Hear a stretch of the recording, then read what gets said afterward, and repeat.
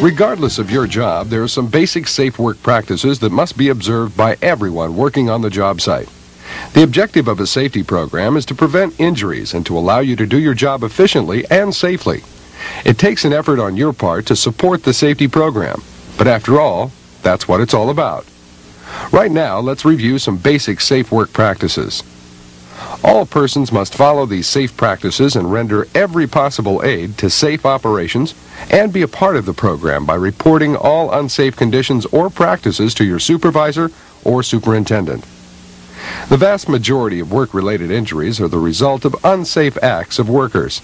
Anyone known to be under the influence of drugs or intoxicating substances which impair the employee's ability to safely perform the assigned duties shall not be allowed on the job while in that condition. If you are taking medication prescribed by a physician or taking over-the-counter medication, be sure to tell your supervisor before you begin work. Some medication may impair your ability to work or operate equipment safely. No one shall knowingly be permitted or required to work while the employee's ability or alertness is so impaired by fatigue, illness, or other causes that they might unnecessarily expose the employee or others to injury. Work shall be planned and supervised to prevent injuries in the handling of materials and in working together with equipment. Confined spaces can be quite hazardous, since toxic fumes, gases, and other hazards can gather in the spaces, creating a dangerous hazard. If you are injured on the job, report the injury immediately. Don't wait. Report the injury when it occurs, even if you believe that medical treatment is not necessary. If medical treatment is required, it will be provided. Lifting anything, use the power of your legs and not your back. If you keep your back in its natural curvature by bending your legs, it's difficult to suffer a back injury. Inappropriate footwear or shoes with thin or badly worn soles must not be worn. Wear proper footwear and clothing on the job. Housekeeping is important to everyone's safety, so take time to keep your work area clean. If you see a hazard, correct it. If you can't correct the hazard yourself, report it so it can be corrected.